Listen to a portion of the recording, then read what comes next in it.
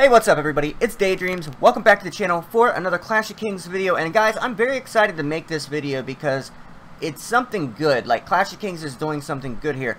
Basically, if you remember all of the surveys and letters and stuff that they sent out throughout Facebook, Twitter, and in the game asking people to give your opinions on things that they can improve in the game, well, what they did is they compiled the best ideas that they felt were the best ideas, and then they're going to ask me to make this video so that way they can get feedback on it. So if you've ever wanted to fix something in the game, or if you think any of these ideas are good, leave a comment down below. Try to focus on what of these ideas are good and how you could change them to even make them better. They will be reading these comments, guys, so if you ever wanted to have your voice heard, this is the time to do it. Just leave a comment down below.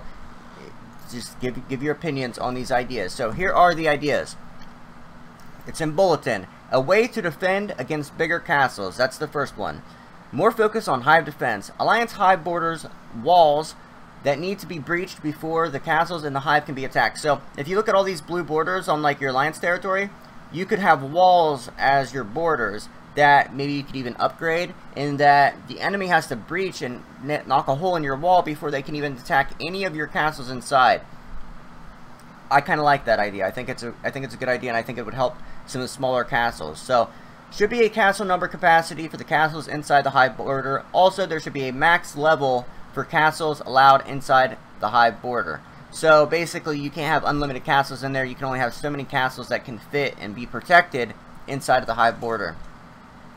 Castles above level 30 are not allowed inside the hive border. Instead, they are the ones that need to be supporting the hive walls by stationing troops to defend the hive walls from being breached. If the hive walls are breached, the system will send 150,000 generic troops from the walls station troops to each castle within the hive borders as reinforcement. I like that idea right there, where if the big players put, that's a good idea. Say the big players put 150,000 troops each in their walls, to protect the walls, so that way if anyone attacks, it'd kind of be like an alliance castle or something like that.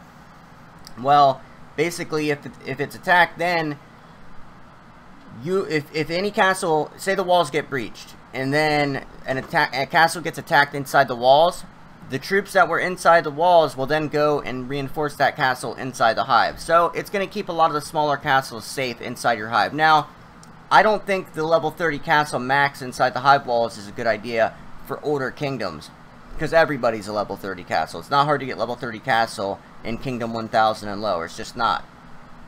So, I think the older kingdoms, you should have, like, you know, maybe Prestige 3 or 4 or 5. You know, make it a little bit higher. Okay, let's go into the next one. Tell me your guys' opinions about that down below. Castle link system. Allow two castles to link with each other and gain some benefits from this, such as increased trade. Max resource trading limitations are removed for castles that are linked. Linked players can send 1 million resources per march, and the restriction of safe iron mithril should be removed for the linked castles. So that's pretty cool. Say you got someone that's a really max big castle, and he's got everything done with, and he's got a bunch of extra stuff. He could link then with, say, a friend, girlfriend. I know you love birds in this game, running around sitting next to each other with your heart emojis and stuff. This is for you right here. Basically, you can then be able to trade iron and mithril and different things. Just any kind of benefits. Maybe statistical bonuses. A lot of different things. So, troop trade. Link players can send each other troops. Should have a set cap and CD time. So, where, you know, a player can give troops to another player. So, say you're someone with 100 million power, 200 million power, and you've got a friend with 20 million power. You could link up with them, send them, like, I don't know, 100,000 troops a day or something. Pretty cool idea. I like it. Double team speed attack. Allow linked players to get an attack bonus while attacking if their marches hit within 2 seconds of each other. Should have a CD time, so it'd be like a skill. I like that as well. So if you got like a duo that you always go attacking with, you and that duo could be linked castles, and if you hit together, then you'll get an attack bonus. Pretty cool idea. Double team rally attack. Share the same characteristics as a super rally. However, the two linked players are the only two players in the rally, and they're able to send as many troops into the rally as they want up until the rally cap. Rally cap with be set on the stats on the player that started. Okay, that's just not going to work, because if you get 2 Prestige 6s that link together and then they do a you know, 3 million troop super rally, it would just be way too devastating. That wouldn't happen, so we'll just go ahead and scratch that one out. I don't think that's a good idea. Let me know what you guys think down below. I already know what you guys are going to say. So that's why they sent us these ideas, so that way we could look these over. Maybe some of you like that idea. I'd be interested to see who down below likes that idea. Link castle decorations. Here you go, you lovebirds out there, turtle dove, and let's listen up here. Link players will be given a special icon above their castles, like the official buff icons, to show that they're linked, or a special title will appear above their castles to show they are linked. One castle gets death and the other gets war, thus together they're worn death. So something like that, something cute, some little sting, you know, lovebirds, whatever it may be. I'm not saying everybody that links together is lovebirds, but you know, that, I'm sure there's going to be a lot of that going on. So just make sure, well, never mind.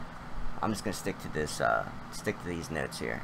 Link castle can stay linked for 5 days. After 5 days, the link will end and both castles will go into a cooldown. Cannot link with any other castle for 2 days, and cannot link with the previous link castle for 4 days. That's going to help with the, like, overpowering. Obviously, maybe during, like, events is when you would want to link the most.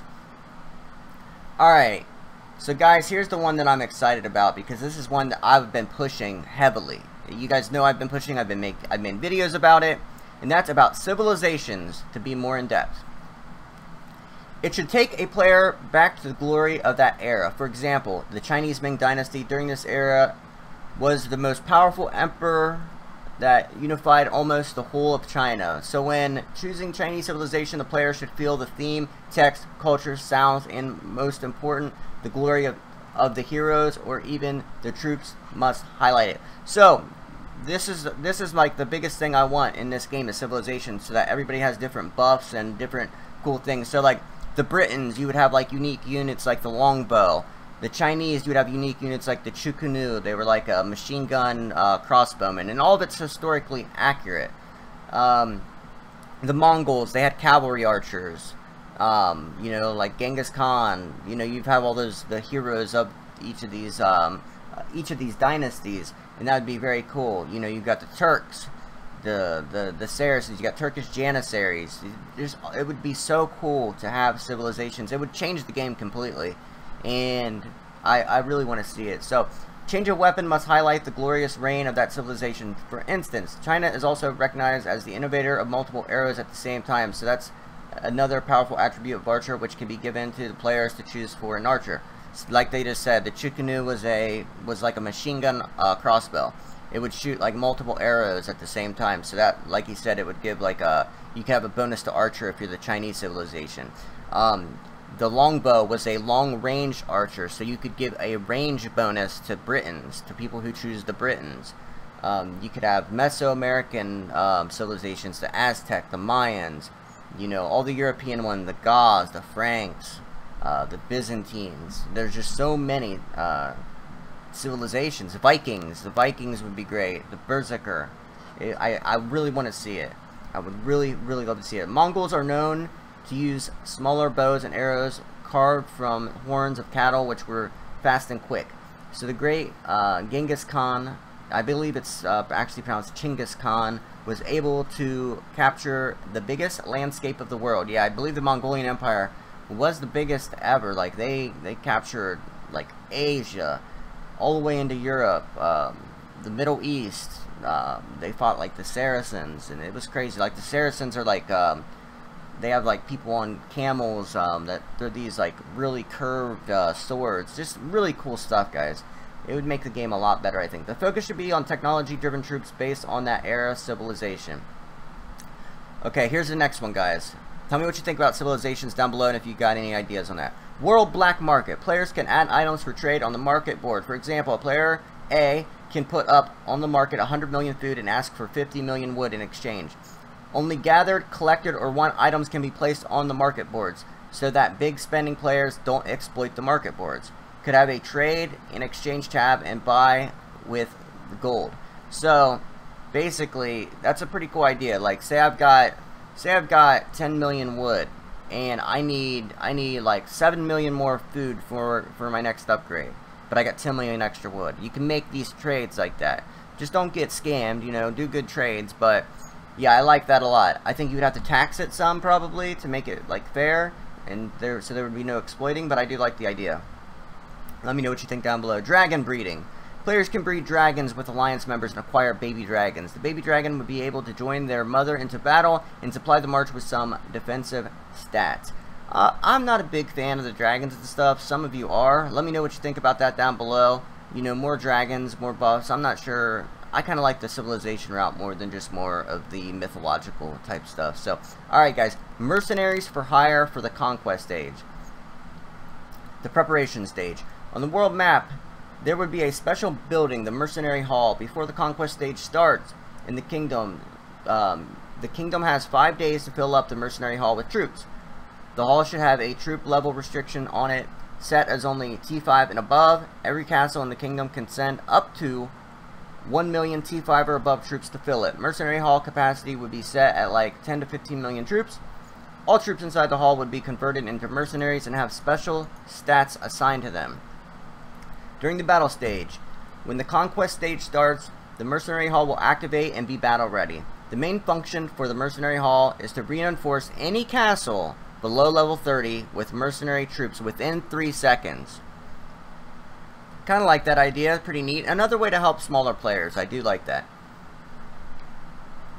If a castle is being attacked from the opponent kingdom, the Mercenary Hall will send 200,000 mercenary troops within 3 seconds to reinforce the castle. Mercenary troop stats will be in accordance with the attacking castle. That's pretty cool. So it's going to have equal stats to the castle attacking it. So if you got someone with a 608% archer attack like Bloody Killer, then the defending troops will have those same stats.